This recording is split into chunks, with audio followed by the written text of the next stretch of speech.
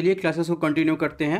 Episode first में हमने question number 32 तक देख लिया था और आज नेक्स्ट क्वेश्चन देखेंगे 33। 32 में हमने सॉल्व किया था, लास्ट क्वेश्चन था कि निम्नलिखित में कौन भारत में आने वाला यात्री पुर्तगाल देश से नहीं था। ठीक है, तो इसमें हमने बताया था पीटर मुंडी जो था ये ब्रिटिश व्यापारी था। इसमें ऑप्शन सी सही था। अगर आपने एपिसोड फर्स्ट नहीं देखा है तो आप जाके जो है प्लेलिस्ट में देख सकते हैं। RO की प्लेलिस्ट बनी है, आपको वहाँ से प्लेलिस्ट मिल जाएगी। इसके अलावा 2013 से लेकर 2021 यानी लास्ट ईयर का चल रहा है PY की सीरीज, सारे हमने GS पेपर फर्स्ट और जनरल हिंदी के PY को सॉल्व करवा दिए हैं। ठीक है, तो बहरहाल क्लासेस को आगे बढ़ाते हैं। PDF अगर आपको चाहिए डिस्क्रिप्शन बॉक्स में लिंक दी गई है, आप वहाँ से ले सकते हैं। क्वेश्चन नंबर 36 देखते हैं। 36 में क्या पूछा है, सॉरी 33 में क्या पूछा है, 33 को डिस्कस करते हैं। इसमें पूछा है अंग्रेजों के विरुद्ध बनारस विद्रोह। ठीक है, बनारस विद्रोह का नेतृत्व किसने किया था? शुजाउद्दौला, असफुद्दौला, राजा चेत सिंह, ऑप्शन डी राजा महीप नारायण सिंह। तो आपको बताना है कि अंग्रेजों के विरुद्ध जो है बनारस विद्रोह का नेतृत्व किसने किया था। तो आप देखेंगे बनारस का नेतृत्व जो किया था वो राजा चैत सिंह ने 1781 में किया था। ठीक है, अंग्रेजों के विरुद्ध जो है विद्रोह किया था। ठीक है, इसके अलावा अगर हिस्टोरिकल बैकग्राउंड आपको बताएं तो बनारस को लेकर 2 संधियां हुई थी। ठीक है, पहली संधि की बात करें तो 1773 में, दूसरी संधि की बात करें 1775 में हुई थी। और ये आप देखेंगे ये ब्रिटिश सरकार द्वारा ये संधि की गई थी और इसी का विरोध करने के लिए जो है बनारस के राजा चैत सिंह ने 1781 में विद्रोह किया था। तो इसमें ऑप्शन सी सही हो जाएगा। नेक्स्ट क्वेश्चन की बात करें, क्वेश्चन नंबर 34 में क्या पूछा है? इसने पूछा है भारत के कृषि उत्पाद व्यापार व वाणिज्य बिल 2020 में निम्न में किसका उल्लेख नहीं किया गया है? यानी ट्रेड एंड कॉमर्स बिल 2020 जो आया था उसमें आपको बताना है इन चारों में से किसका उल्लेख नहीं किया गया है। आवश्यक वस्तु संविदा कृषि यानी कॉन्ट्रैक्ट फार्मिंग, ऑप्शन सी न्यूनतम समर्थन मूल्य यानी MSP, option D agriculture produce market committee यानी APMC मंडी, जिसे हिंदी में कृषि उत्पाद विपणन समिति कहते हैं। तो आपको बताना है कि जो बिल आया था farmer producer trade and commerce bill 2020 में, इसमें से किसका उल्लेख नहीं किया गया है। तो आप देखेंगे किसान की उपज और व्यापार और वाणिज्य संवर्धन सुविधा बिल एक्ट 2020 जो आया था उसके अंतर्गत आप देखेंगे जैसे आवश्यक वस्तु संशोधन एक्ट वो शामिल था, कॉन्ट्रैक्ट फार्मिंग शामिल थी, APMC कानूनों में संशोधन शामिल था, लेकिन वहां पर कहीं पर आप देखेंगे MSP से रिलेटेड कोई चर्चा नहीं की गई थी। तो इस पर ऑप्शन सी जो है सही हो जाएगा। नेक्स्ट क्वेश्चन की बात करें, क्वेश्चन नंबर 35 में क्या पूछा है? इसने पूछा है निम्नलिखित में किस राजा यानी किन किन राजाओं ने जनता द्वारा प्रत्यक्ष रूप से चुना गया? किसे? हर्षवर्धन, गोपाल, यशोवर्मन, नंदीवर्मन, पल्लव, मल। तो आपको बताना है इन चारों में से किसे जो है जनता द्वारा प्रत्यक्ष रूप से चुना गया था। आपको सही कोड का प्रयोग करके आंसर बताना है ABCD में। चलिए इसका आंसर दीजिए।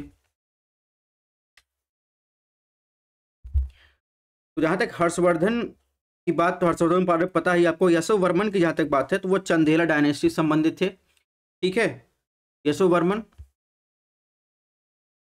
और जहाँ तक बात है किन राजाओं को प्रत्यक्ष जो है जनता के रूप से चुना गया, तो आप देखेंगे इसमें गोपाल और इसके अलावा नंदीवर्मन जो है, ये दोनों जो है जिन्हें जो है जनता द्वारा प्रत्यक्ष रूप से चुना गया था। गोपाल की बात करें तो गोपाल जो है आप देखेंगे बंगाल क्षेत्र के पाल राजवंश से संबंधित थे। ठीक है, यानी पाल राजवंश के संस्थापक थे। नंदीवर्मन पल्लव मल्ल की बात करें तो ये पल्लव शासक थे जो दक्षिण भारत में इन्होंने शासन किया था। तो इसमें 2 और 4 सही, यानी ऑप्शन सी इसमें सही हो जाएगा।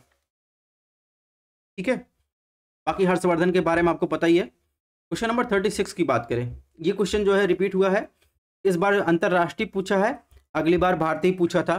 तो अंतरराष्ट्रीय आलू केंद्र का मुख्यालय स्थित है Lima Peru, Shimla Bharat, decker Senegal, Dublin Ireland. तो आपको बताना है कि अंतरराष्ट्रीय आलू केंद्र का मुख्यालय कहाँ स्थित है। जहाँ तक बात है भारत और शिमला की, तो यहाँ पर देखेंगे भारत का केंद्रीय जो है आलू रिसर्च अनुसंधान जो है भारत शिमला में स्थित है, हिमाचल प्रदेश में। अंतरराष्ट्रीय आलू केंद्र की बात करें तो उसका मुख्यालय आप देखेंगे कहाँ पर है, उसका मुख्यालय आपको मिल जाएगा लीमा पेरू में। ठीक है, अगर बात करें यूपी में, जो इसके साथ साथ जो सेंट्रल आलू रिसर्च है, उसके अलावा 7 जो है क्षेत्रीय जो है आलू रिसर्च सेंटर भी है, जिसमें यूपी की बात करें, यूपी का जो क्षेत्रीय आलू रिसर्च सेंटर है वो कहाँ स्थित है, कानपुर में स्थित है। ये भी आपको ध्यान रखना है, ठीक है। क्वेश्चन नंबर 37 की बात करें, 37 में पूछा है काकोरी षड्यंत्र केस में प्रधान आरोपी पंडित राम प्रसाद बिस्मिल को उत्तर प्रदेश के किस शहर में फांसी दी गई, वाराणसी, गोरखपुर, कानपुर, लखनऊ। तो आपको कुछ करंट न्यूज आपको पता है कि यूपी गवर्नमेंट ने काकोरी कांड की जगह यानी काकोरी षड्यंत्र केस की जगह आप क्या उपयोग करने के लिए बोला है, यानी उसे काकोरी एक्शन उपयोग करने के लिए बोला है। हालांकि काकोरी केस की बात करें तो आपको पता है गांधी जी द्वारा जो है असहयोग आंदोलन जो है उसे वापस ले लिया गया। अचानक वापस लेने से जो क्रांतिकारी थे, उन युवा थे, उनके मन में असंतोष हो गया। फिर उन्होंने क्या किया, 24 अक्टूबर 1924 को जो है आप देखेंगे HRA की स्थापना की, यानी हिंदुस्तान रिपब्लिकन एसोसिएशन की स्थापना की। और HRA को गतिविधि को संचालित करने के लिए उन्होंने 9 अगस्त 1925 को क्या किया, यानी 1 साल बाद जो है काकोरी ट्रेन में लूटपाट की, और जिसके दौरान आप देखेंगे 29 क्रांतिकारियों को यानी 20 क्रांतिकारियों को जो है पकड़े गए, जिसमें जिनको फांसी हुई उसमें अशफाक उल्लाह खान, राम प्रसाद बिस्मिल, रोशन सिंह, राजेंद्र लहड़ी, इनको जो है फांसी दी गई थी।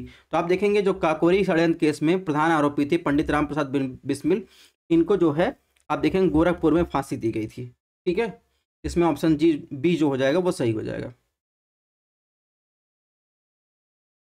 नेक्स्ट क्वेश्चन की बात करें, क्वेश्चन नंबर 38 में क्या पूछा है, 38 में पूछा है कुछ राज्य के जो है रीजनल जो है मार्शल आर्ट के बारे में दिया गया है। अगर आपने आर्ट एंड कल्चर की जो हमने अभी लेटेस्ट सीरीज ली है जिसमें भारतीय नृत्य कला के बारे में हमने पढ़ा है, अगर आपने उसको नहीं देखा है तो आप जाकर देख सकते हैं, बहुत सारे क्वेश्चन आपको उससे सॉल्व हो जाएंगे। हमने शॉर्ट नोट्स पढ़ाया है प्रीलिम्स के लिए, आप उसको जरूर देखिएगा। बहरहाल 38 की बात कैसे पूछा है, कलारीपयट्टू, थांग ता, मलखम, गतका उपयुक्त में किन खेलों को खेलो इंडिया यूथ गेम्स में सम्मिलित नहीं किया गया है। आपको सही कोड का उपयोग करके आपको आंसर बताना है। तो आप देखेंगे जो कलारीपयट्टू है ये कहाँ का मार्शल आर्ट है, ये मार्शल आर्ट है केरल का, ठीक है। थांग ता ये भी जो है आप देखेंगे मार्शल आर्ट है मणिपुर का, ठीक है। मलखम में देखेंगे एक ऐसे पिलर होता है, उस पर जो है करतब दिखाया जाता है, तो ये MP का यानी मध्य प्रदेश का मार्शल आर्ट है। गतका जो है पंजाब का मार्शल आर्ट है, ठीक है। इस प्रकार बात है खेलो इंडिया यूथ गेम्स में जो है आप देखेंगे तो उसमें कलारीपयट्टू को शामिल नहीं किया गया है। बाकी आप देखेंगे इसमें चारों को शामिल किया गया, 1 2 3 4, ठीक है। तो इसमें आप देखेंगे ऑप्शन डी सही है, 1 2 3 4 चारों को शामिल किया गया है। कलारीपयट्टू केरल, थांग ता मणिपुर, मलखम MP का है, गतका पंजाब का है। तो खेलो इंडिया यूथ गेम्स में आप देखेंगे तो चारों को शामिल किया गया है, ठीक है। इसको आप करेक्ट कर लीजिएगा।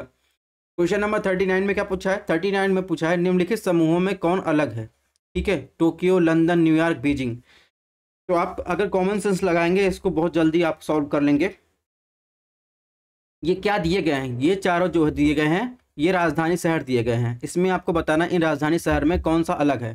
जैसे जापान की राजधानी टोक्यो, ठीक है। लंदन जो है यूनाइटेड किंगडम की राजधानी, बीजिंग जो है चीन की राजधानी, न्यूयॉर्क किसी की राजधानी नहीं है, किसी देश की। आप देखेंगे USA की राजधानी क्या है, वाशिंगटन DC, ठीक है। तो इसमें ऑप्शन C जो हो जाएगा वो सही नहीं है, ठीक। क्वेश्चन नंबर 40 में क्या पूछा है, 10 दिनों से अधिक दिन तक उपवास करने पर लीवर पर क्या प्रभाव पड़ता है। ऑप्शन 1 लीवर में ग्लूकोज का स्तर कम हो जाता है, ऑप्शन B लीवर में ग्लूकोज का स्तर अधिक हो जाता है, ऑप्शन C लीवर में ट्राइग्लिसराइड घटने लगता है, ऑप्शन D लीवर में ट्राइग्लिसराइड बढ़ने लगता है। तो आपको बताना है कि आप अगर 10 दिन से अधिक उपवास करेंगे तो आपके लीवर पर क्या प्रभाव पड़ेगा, चलिए बताइए। तो अगर आपने 10 दिन से अधिक जो है उपवास रखा, यानी आप लंबे समय तक अगर आप भूखे रहें तो आपके लीवर और किडनी दोनों खराब हो सकती हैं। क्यों खराब हो सकती हैं, उसका कारण है कि आप जब भी आप लंबे समय तक उपवास रहेंगे तो आपके मस्तिष्क में और जो आपका लाल रधिर कणिका है और मांसपेशी है, उन ऊतकों के लिए जो है ईंधन के रूप में जो ग्लूकोज चाहिए उसको उत्पन्न करने के लिए लीवर की जो है प्रमुख भूमिका होती है, ठीक है। इसी कारण जो है आप लंबे समय तक भूखे रहेंगे तो ग्लूकोज का स्तर आपके शरीर में कम हो जाएगा, ठीक है। ऑप्शन A इसमें सही है। क्वेश्चन नंबर 41 में क्या पूछा है? 41 पूछा है निम्नलिखित में से उत्तर प्रदेश का कौन सा जनपद नेपाल के साथ सीमा साझा नहीं करता? ये क्वेश्चन इतनी बार रिपीट हुआ है, अगर आपने लेखपाल की परीक्षा दी होगी, लेखपाल में ये क्वेश्चन आया था, ठीक है, जो लोअर पीसेस द्वारा कराया जाता है, ठीक है। तो आप देखेंगे बलरामपुर, श्रावस्ती, कुशीनगर, लखीमपुर खीरी, तो आपको बताना है इसमें कौन सा नेपाल के साथ सीमा साझा नहीं करता। तो आपको कुछ फैक्चुअल जानकारी दे देते हैं, तब तक इसका आंसर दीजिए। यूपी में जो है 9 भारतीय राज्यों के साथ अपनी सीमा साझा करता है, ठीक है, और यूपी के कुल 7 जिले हैं जो नेपाल के साथ सीमा साझा करते हैं, जिसमें पीलीभीत, लखीमपुर, श्रावस्ती, बलरामपुर, सिद्धार्थनगर, महाराजनगर। तो इसमें देखिए कौन सा शामिल नहीं है, तो इसमें देखेंगे कुशीनगर जो है ये शामिल नहीं। ये सीमा जो लगती है कुशीनगर सीमा, आप देखेंगे बिहार के साथ लगती है, ठीक है। इस प्रकार इसमें ऑप्शन सी सही हो जाएगा। क्वेश्चन नंबर 42 में क्या पूछा है? 42 में देखिए लोकगीत दिए गए हैं, आर्ट एंड कल्चर में पढ़ा है, उसी से पूछा गया है, ठीक है। लोकगीत और गायन का अवसर यानी कब गाया था? चैती, कजरी, रसिया, सोहर, आपको बताना है कब गाया जाता है। तो आप देखेंगे चैती जो है,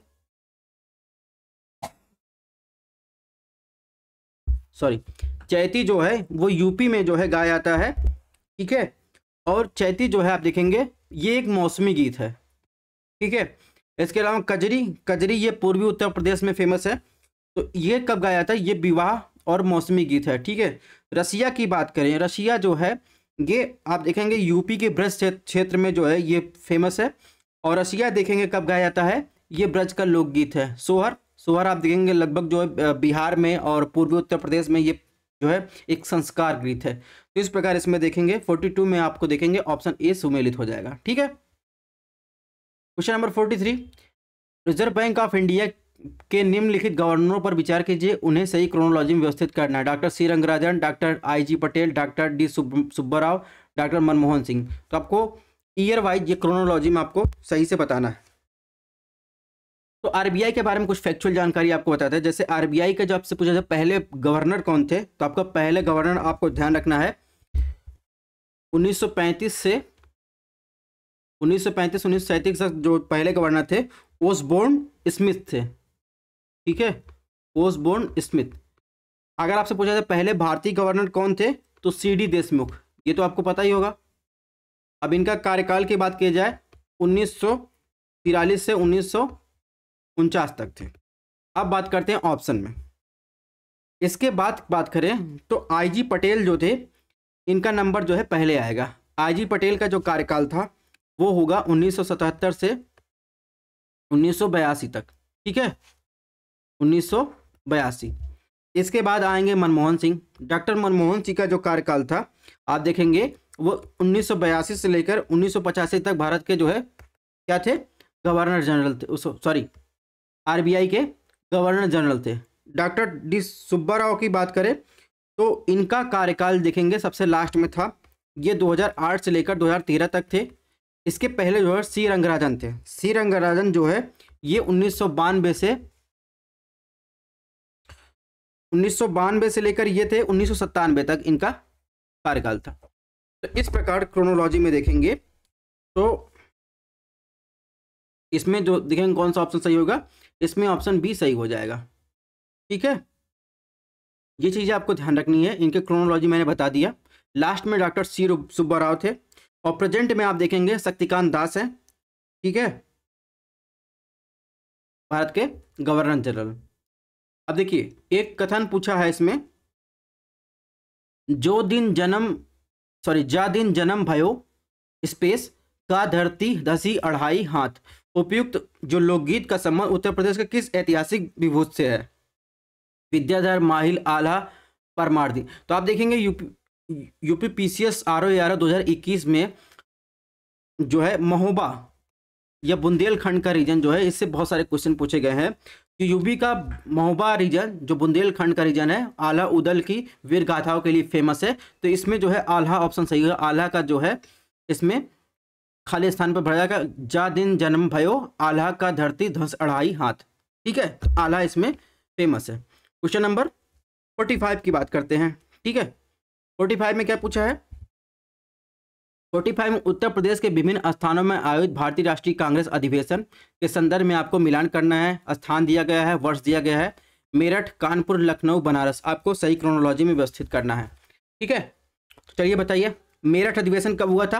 तो मेरठ अधिवेशन आप देखेंगे 1946 में हुआ था, ठीक है। कानपुर अधिवेशन देखेंगे तो 1925 में हुआ था। लखनऊ अधिवेशन देखेंगे तो 1916 में हुआ था। बनारस अधिवेशन 1905 में हुआ था, ठीक है, बंगाल विभाजन के बाद, ठीक है। तो इसमें जो है ऑप्शन सी सही हो जाएगा। समझ में आ गया। आगे बढ़ते हैं। आगे क्वेश्चन पूछा गया नदी जल प्रदूषण मापा जाता है, ठीक है। इसके पहले वाले में पूछा था सीबीडी, ठीक है, सीबीडी में क्या मापा जाता है, ठीक है। तो अब ऑप्शन चेंज कर दी, अब पूछ रहा है नदी का जल प्रदूषण मापा जाता है। तो नदी का जल प्रदूषण में जल में घुली क्लोरीन की मात्रा मापी जाती है, जल में घुली ओजोन की मात्रा मापी जाती है, जल में घुली नाइट्रोजन की मात्रा मापी जाती है, जल में घुली ऑक्सीजन की मात्रा मापी जाती है, ठीक है। तो इसमें देखेंगे नदी जल प्रदूषण में क्या मापा जाता है, जल में घुली ऑक्सीजन की मात्रा मापी जाती है, यानी जो बायोलॉजिकल ऑक्सीजन डिमांड है वो मापा जाता है, ठीक है। तो इस प्रकार इसमें ऑप्शन डी जो हो जाएगा सही हो जाएगा। तो ये क्वेश्चन रिपीट हुआ है, बस पूछने का तरीका चेंज कर दिया है। नेक्स्ट क्वेश्चन की बात करें 47 ने क्या पूछा है, उत्तर प्रदेश की कुल जनसंख्या में कार्यबल कितना प्रतिशत है, ठीक है। Option A B C D में आपको बताना है कि उत्तर प्रदेश की कुल जनसंख्या में वर्क फोर्स कितना प्रतिशत है। चलिए आंसर दीजिए। तो उत्तर प्रदेश जो है, उत्तर प्रदेश की जनसंख्या अगर बात करें, भारत की जनसंख्या लगभग 16.17% है, ठीक है। इसमें यूपी की जो श्रमिक जनसंख्या है वो है 23.7%, जिसमें अगर बात करेंगे 65.9% जो है किसान है। इसके अलावा हम बात करेंगे 5.6% जो है औद्योगिक मजदूर है। तो इसमें ऑप्शन बी जो हो जाएगा सही हो जाएगा।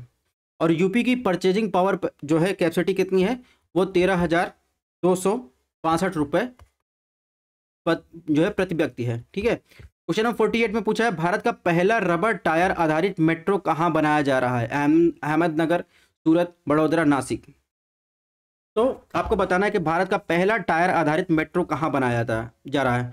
जो ट्रेडिशनल मेट्रो होते हैं आप देखेंगे उस पर लोहे की पटरियों पर चलता है, और एक कॉन्सेप्ट लाया गया है मेट्रो नियो, ठीक है। मेट्रो नियो क्या होगा, वो सड़क पर चलेगा, उसमें जो है पटरी पर, लोहे की पटरी पर नहीं बल्कि सड़क पर चलेगा, उसमें जो है टायर का इस्तेमाल किया जाएगा।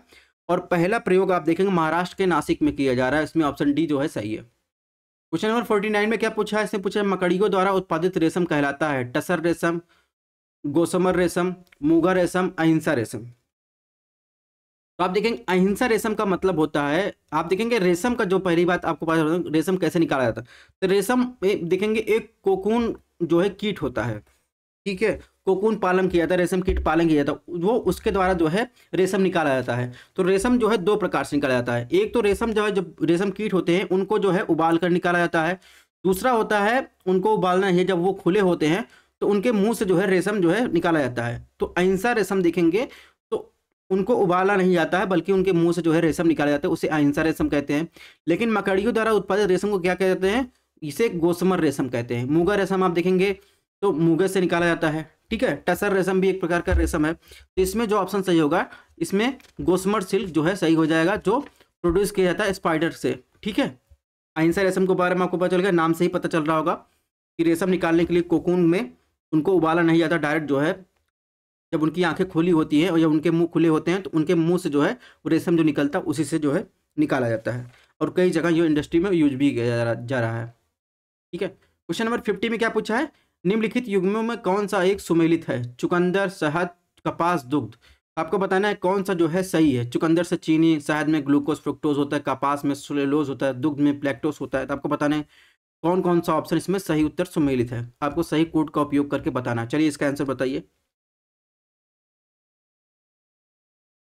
तो आप देखेंगे चुकंदर से चीनी बनाई जाती है, शहद में ग्लूकोज फ्रुक्टोज पाया जाता है, कपास से सेलुलोज, ठीक है। इसके अलावा दुग्ध में आप लैक्टोज प्रोटीन पाया जाता है, जिसमें जो है ऑप्शन डी सही है। 1 2 3 4 यानी चारों जो है ऑप्शन सही है, ठीक है। क्वेश्चन नंबर 51 में देखिए क्या पूछा है, आर्ट एंड कल्चर से क्वेश्चन पूछा है, रॉक स्ट्रक्चर से, स्थापत्य कला की बात कर ले उससे पूछना। कानपुर उत्तर प्रदेश में स्थित भीतरगांव मंदिर निम्नलिखित कथनों में कौन सा कथन सही। ऑप्शन 1, इस मंदिर का निर्माण 5वीं सदी ईस्वी से 6वीं सदी के मध्य हुआ। ऑप्शन 2, ईंटों से निर्मित यह भारत का प्राचीनतम मंदिरों में से एक है। दिए गए कोड का प्रयोग करके सही उत्तर आपको बताना है। A B C D दिया गया है, आपको बताइए इसमें जो है कानपुर में स्थित उत्तर प्रदेश में जो है भीतरगांव मंदिर के बारे में आपको बताना है। तो आप देखेंगे जो भीतरगांव मंदिर है जो कानपुर में स्थित, पूरी तरह जो है देखेंगे ईंटों से निर्मित मंदिर है। ठीक है, ईंटों से निर्मित मंदिर सबसे प्राचीनतम जो है स्रोत है। ठीक है, इसके अलावा देखेंगे भीतरगांव मंदिर जो है ये गुप्त काल में बनाया गया था। ठीक है, तो इसमें जो है ऑप्शन सी सही है, यानी दोनों सही है। ठीक है, नेक्स्ट क्वेश्चन की बात करें। नेक्स्ट क्वेश्चन में राज्य दिया गया है, गर्म झरने दिए गए, आपको बताना है कौन सा सुमेलित नहीं है। ऑप्शन ए में Himachal Pradesh Manikaran, option B Orissa Taptapani, option C Maharashtra Vajreshwari, option D Gujarat Narayani. तो आपको बताना है कौन सा जो है हॉट स्प्रिंग सुमेलित नहीं है। तो हॉट स्प्रिंग क्या होता है? हॉट स्प्रिंग आप देखेंगे तो पृथ्वी के अंदर जो रेडियो एक्टिव मटेरियल होते हैं, जहाँ पर ज्वालामुखी घटना नहीं होती है, तो वहाँ पर जो है क्योंकि हर जगह आप कुछ न कुछ रेडियो एक्टिव मटेरियल हैं, तो उन्हीं के सोर्स से जो भाप निकलता है, तो वो जलाशय जो होता है वो जो है वो क्या करता है, एक हॉट स्प्रिंग का काम करता है, यानी भूतापी ऊर्जा से उसको एनर्जी मिलती है। ठीक है, तो वो क्या होती है, हॉट स्प्रिंग होती है, इसे हॉट स्प्रिंग कहा जाता है। और अक्सर माना जाता है कि ये जो है मेडिसिन का काम करता है, यानी इसमें नहाएंगे तो चर्म रोग वगैरह भी इसमें आपको काम देगा। और इसमें जो है सल्फर की मात्रा जो है पाई जाती है। बहरहाल आपको बताना है कि इसमें जो है गर्म झरने में कौन सा सुमेलित नहीं है। तो आप देखेंगे ऑप्शन डी इसमें सुमेलित नहीं। गुजरात में नारायणी झरना स्थित नहीं, बल्कि नारायणी झरना राजस्थान में स्थित है। ठीक है, राजस्थान में स्थित है। गुजरात में कौन कौन सा झरना स्थित है? तो आप देखेंगे तुआ और उनाई जो है हॉट स्प्रिंग जो है गुजरात में स्थित है। ठीक, नेक्स्ट बात करें क्वेश्चन नंबर 53 में क्या पूछा है, मोनोक्लाइमेक्स एकल चरम सिद्धांत का प्रतिपादन किसने किया था? Option A F Y Clements, option C C C Park, option C D V अगर, ऑप्शन डी एस जे ग्रूल्ड। अब समझ नहीं पा रहे ये क्वेश्चन क्यों पूछा गया। ठीक है, लेकिन अब क्वेश्चन पूछा है तो इसका आंसर बताना पड़ेगा। तो मोनोक्लाइमेक्स या जिसे कहते हैं जलवायु का चरमोत्कर्ष सिद्धांत कहते हैं, उसे फेडरिक जो है क्लेमेंट्स ने दिया था। ठीक है, तो इसमें ऑप्शन ए सही हो जाएगा। इसके अलावा सीसी पार्क की बात करें, सीसी पार्क जो है ये क्या थे, पर्यावरणीय भूगोलवेत्ता थे। टीवी आगर की बात करें, ये जियोलॉजिस्ट थे। ठीक है, इससे ज़्यादा इस पर चर्चा करने कोई फायदा है नहीं, क्योंकि हर एग्जाम में ऐसे एक दो क्वेश्चन आ ही जाते हैं। 54 की बात करें, इसने 54 में पूछा है, उत्तर प्रदेश डिफेंस कॉरिडोर में निवेश करने के लिए अगस्त 2021 में किस सरकारी उद्यम ने समझौता ज्ञापन पर हस्ताक्षर किया था? Option A Bharat Earth Movers Limited, option B Bharat Dynamics Limited, option C Hindustan Power Limited, option D Mishra Dhatu Nigam limited. तो आपको बताना है कि उत्तर प्रदेश का जो डिफेंस कॉरिडोर होता है उसमें इन्वेस्टमेंट करने के लिए अगस्त 2021 में जो है किस सरकारी उद्यम ने के साथ समझौता हुआ था। ठीक है, तो आप देखेंगे उसमें भारत डायनेमिक्स लिमिटेड था, इसके साथ जो है 2021 में समझौता हुआ था उत्तर प्रदेश गवर्नमेंट के द्वारा। नेक्स्ट क्वेश्चन की बात करें तो इसमें कुछ यात्रियों का नाम दिए गए हैं, उसमें बताना कौन सा सुमेलित नहीं है। और इन सब यात्रियों ने भारत में भ्रमण किया था। ठीक है, फाहियान, वेनसांग, इत्सिंग, अल मसूदी। अल मसूदी की बात करें तो ये अरब यात्री था, बाकी ये सब जो है चीनी यात्री थे। तो आप देखेंगे इसमें जो है ऑप्शन सी सुमेलित नहीं, इत्सिंग। इत्सिंग का जो आप देखेंगे, इत्सिंग जो है 671 से लेकर जो है ये 695 के बीच जो है भारत आया था। ठीक है, ठीक है, 671 से 695 बीच भारत की यात्रा की थी। तो ऐसे फैक्चुअल क्वेश्चन जो है आर जैसे एग्जाम में ही पूछे जा सकते हैं। इसमें ऑप्शन सी जो है सही है। क्वेश्चन नंबर 56 में क्या पूछा है, इसने पूछा निम्नलिखित में किसे गुरु नानक ने अपना उत्तराधिकारी घोषित किया था? बाला, लहना, मर्दाना, श्रीचंद। तो आपको बताना है किसे जो है गुरु नानक ने अपना उत्तराधिकारी घोषित किया था। गुरु नानक जो थे वो सिख धर्म के पहले गुरु थे। ठीक है, और दूसरे गुरु जो थे वो गुरु अंगद थे। और अंगद का जन्म की बात करें, अंगद का जन्म जो है जन्म के समय इनका नाम अंगद गुरु जी का नाम क्या था? लहना था। ठीक है, और इनका जन्म जो है पंजाब क्षेत्र के हरी के गांव में हुआ था। तो लहना को जो है गुरु नानक देव ने अपना उत्तराधिकारी घोषित किया था। ठीक है, और 10वें गुरु जो है, अभी तक 10 गुरु हुए थे, 10वें गुरु जो है गुरु गोविंद सिंह जो है 10वें गुरु हैं। ठीक है, इसमें ऑप्शन बी जो है सही है। 57 में क्या पूछा है, 57 में युद्ध दिया गया है, उनका वर्ष दिया गया है, आपको मिलान करना है। द्वितीय आंग्ल मैसूर युद्ध, द्वितीय आंग्ल फ्रांसीसी युद्ध, द्वितीय आंग्ल मराठा युद्ध, द्वितीय आंग्ल अफगान युद्ध, आपको मिलान करना है। आप देखेंगे द्वितीय आंग्ल मैसूर युद्ध जो मंगलेर संधि के साथ समाप्त हुआ था। ठीक है, इसका मिलान हो जाएगा 1780 से 1784। ठीक, इसके अलावा द्वितीय आंग्ल फ्रांसीसी युद्ध की बात करें तो ये ब्रिटिश सरकार और फ्रांस के बीच हुआ था, जो फ्रेंचिस थे उनके बीच हुआ था। ये युद्ध जो है आप देखेंगे तो 1750 से 1554 के बीच चला था। इसके अलावा दूसरा आंग्ल मराठा युद्ध की बात करें तो ये बेसिन की संधि के साथ समाप्त हुआ था।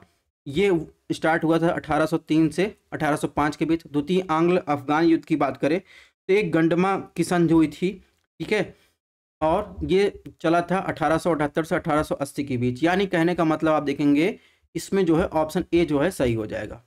ठीक, क्वेश्चन नंबर 58 में क्या पूछा है? इसमें पूछा है निम्नलिखित भारतीय नगरों में मरीन बस्तियों यानी स्लम के प्रतिशत 2011 की जनगणना के अनुसार सबसे कम रहा है। तो आपको पता है 2011 की जनगणना के अनुसार जो ऑप्शन दिए गए अहमदाबाद, जयपुर, लखनऊ, बेंगलुरु, इन जिलों में या इन स्थानों पर किसमें जो है स्लम का परसेंटेज सबसे कम रहा है। तो आप देखेंगे अहमदाबाद में, ठीक है, इसमें स्लम का परसेंटेज सबसे कम रहा है, स्लम कम देखने को मिला। क्वेश्चन नंबर 59 में क्या पूछा है? 59 पूछा है नीचे दिए गए शब्दों का शब्दकोश के अनुसार, ठीक है, यानी वर्ड अकॉर्डिंग टू डिक्शनरी, शब्दकोश के अनुसार उस शब्द को ज्ञात कीजिए जो शब्द के ठीक दूसरे स्थान पर आएगा। ठीक है, कंक्लूजन, कंसंट्रेट, कॉन्फिडेंस, काउंट। तो आप देखेंगे जो दूसरे स्थान पर आता है इसमें देखेंगे दूसरे स्थान पर आएगा कंक्लूजन। ठीक है, कंक्लूजन में देखेंगे तो ये सब जो है दूसरे स्थान पर आता है डिक्शनरी में। ठीक है, इसमें ऑप्शन ए सही है। क्वेश्चन नंबर 60 में क्या पूछा है? 60 में पूछा है भारतीय नीति आयोग द्वारा प्रकाशित SDG इंडिया इंडेक्स डैशबोर्ड 2020-21 के अनुसार निम्नलिखित में कौन सा राज्य सतत विकास लक्ष्यों से संबंधित अपने प्रदर्शन में शीर्ष 10 राज्यों में सम्मिलित नहीं है? पंजाब, उत्तराखंड, सिक्किम, गोवा। तो आप देखेंगे ये SDG नीति आयोग द्वारा जो है जारी द्वितीय संस्करण था 2020-21 में। इसमें जो शीर्ष 5 राज्य थे उसमें केरल, हिमाचल प्रदेश, तमिलनाडु, पहले पे केरल था, दूसरे पर हिमाचल प्रदेश, तमिलनाडु, तीसरे पे देखेंगे आंध्र प्रदेश, गोवा, कर्नाटक, उत्तराखंड था, चौथे पे आप देखेंगे सिक्किम था, पांचवें पे देखेंगे शीर्ष जो है महाराष्ट्र थे। लेकिन आप देखेंगे इसमें जो है शीर्ष 10 राज्यों में आप देखेंगे कोई पंजाब का नाम नहीं आया, तो इसमें ऑप्शन ए जो है सही हो जाएगा, इसमें पंजाब शामिल नहीं था। क्वेश्चन नंबर 61 में क्या था? काशी लालिमा निम्नलिखित में किस प्रकार की फसल की प्रजाति है? गाजर, भिंडी, प्याज, टमाटर। तो इससे भी जो है इसके पहले गाजर के बारे में पूछा था, ठीक है, आई थिंक 2015 में जो एग्जाम हुआ था, 14 में पूछा था, गाजर की प्रजाति के बारे में पूछा था। इसके बाद 2021 में पूछा है कि काशी लालिमा किस प्रकार की फसल है। तो आप देखें काशी लालिमा एक भिंडी की जो है एक जो है प्रजाति है। ठीक है, तो इसमें जो है ऑप्शन बी सही हो जाएगा। तो आज का लेक्चर यहीं पर समाप्त करते हैं, मिलेंगे नेक्स्ट एपिसोड 4 में, आगे क्लास कंटिन्यू करेंगे। अगर आपने पहले के एपिसोड नहीं देखे हैं तो आप ज़रूर देखिएगा। मिलते हैं नेक्स्ट एपिसोड में, तब तक आप लोग अपनी हेल्थ का ध्यान रखिएगा।